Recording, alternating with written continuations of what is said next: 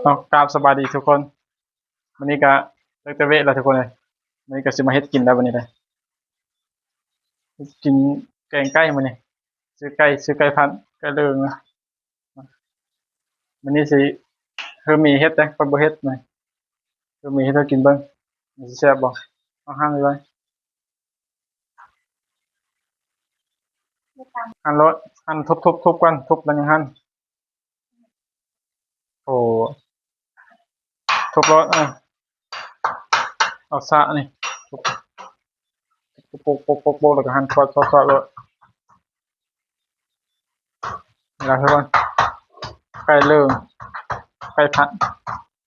มีสิโคอ้อมจนว่าให้มันเปื่อยก่อนนั่งยากเลยทุกคนอันนี้นั่งโอ๊ย ไกลเดินนี่ต้องประมาณอ้อมประมาณ30 นาทีเพื่อนยังมากินให้เพื่อนนะได้แล้วบ่กินสมอแล้วสิโคไกลกัน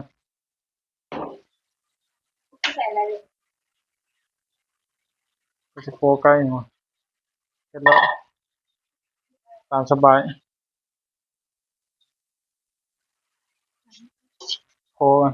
เฮ็ดแล้วนะเฮ็ดแล้วนะเอ้าตำข้าวบ่ข้าวเบอร์เฮ็ดไปแล้วล่ะมันไม่ง่ายโอ้ตอนใหญ่พุ่นละเจ้ย่ำมันยังไม่ง่ายเรามาจะน้ำร้อนบ่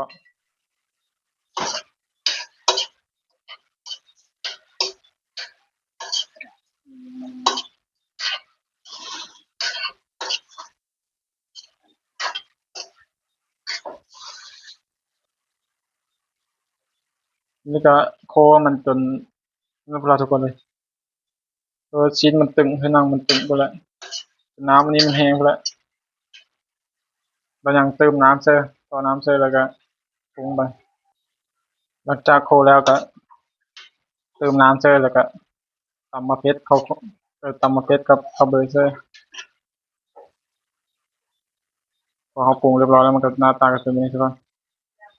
แซ่บ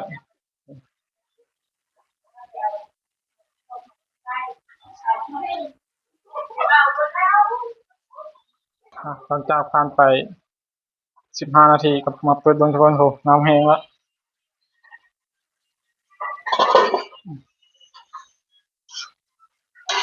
ชิมเบิ่งกันทุกคนชิมเบิ่งแล้วสิเอาผักใส่เด้อผักนี่ก็บ่ได้ซื้อแล้วมันเริ่มกินแล้วก็เอาไว้เซิเมื่อจะเดียวให้มันละลาย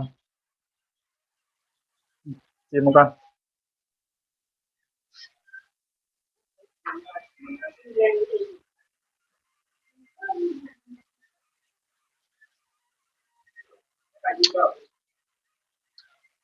ได้2,000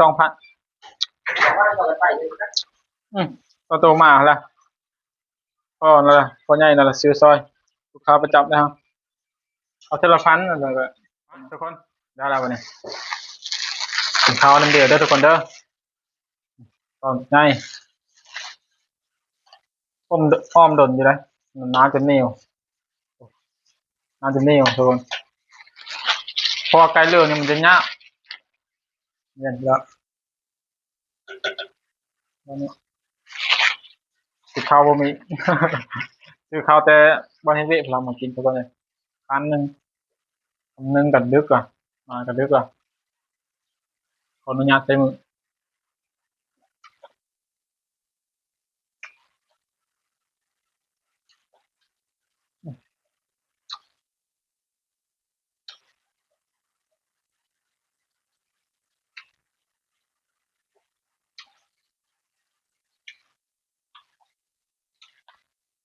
เป็นยัง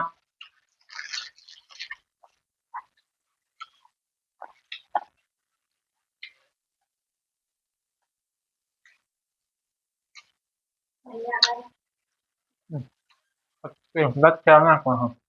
มันเลยน้ำหนักมันเป็นอันนี้อยู่แล้วไก่เนี่ยครับตอนคอยอยู่ร้านอาหารอะอยู่ชลบุรีก็คือเดียวละอืมอ๋อออกถึงเป็นชั่วโมง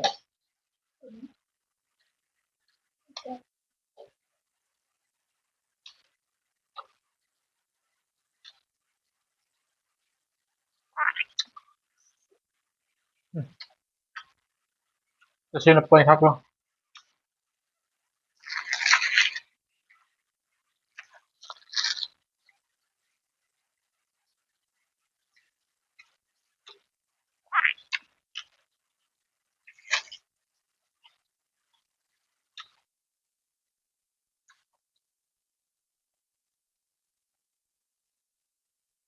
มาเธอมีเฮ็ดกินเฮ็ดกินตัวเองเฮ็ดครับ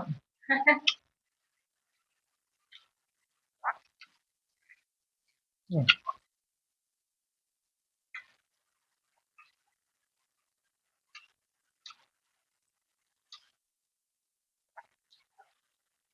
ตัวมันนี่จะคือกับโปเกมอนอยู่เลยตัวเรื่อง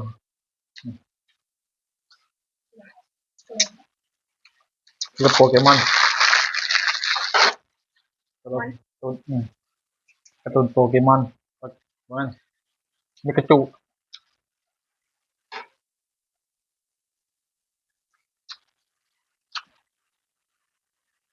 เดี๋ยวห้องก่อน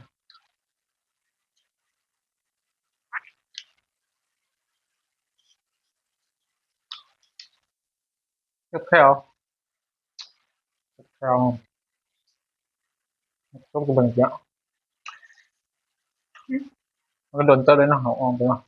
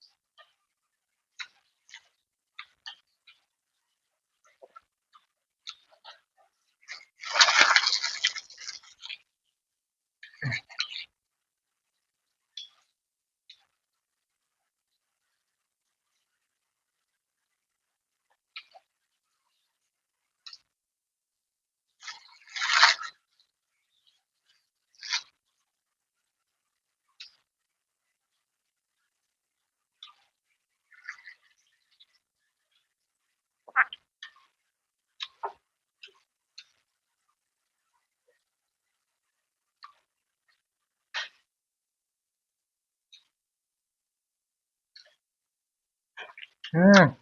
ยัดเลยเข้าแล้ว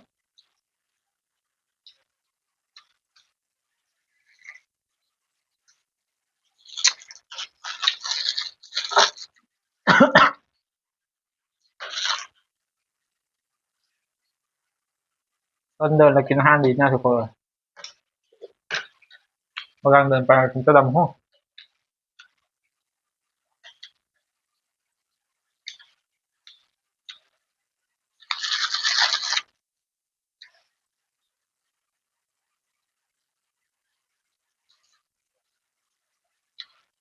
มื่อนี้จะกินปะมื่อนี้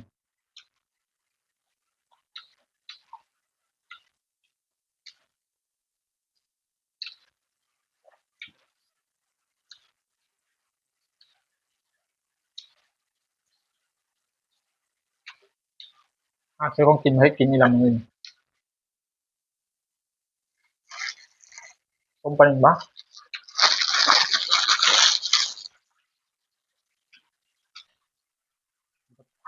แค่ทำบดีเนี่ยมากินนั่งไก่ย่างนี่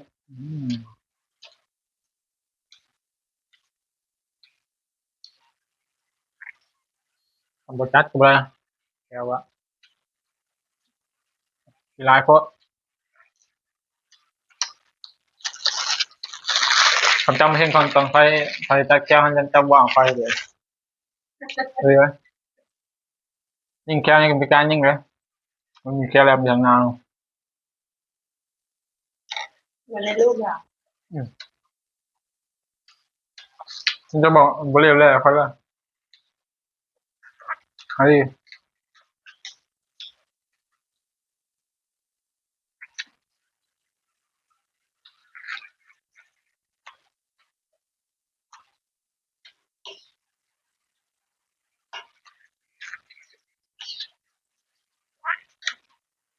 ตอนนั้นจ้อยกับจ้อยดำกระดำได้หรือ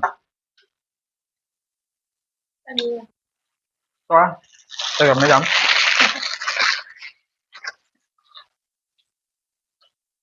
ปันกันเยอะ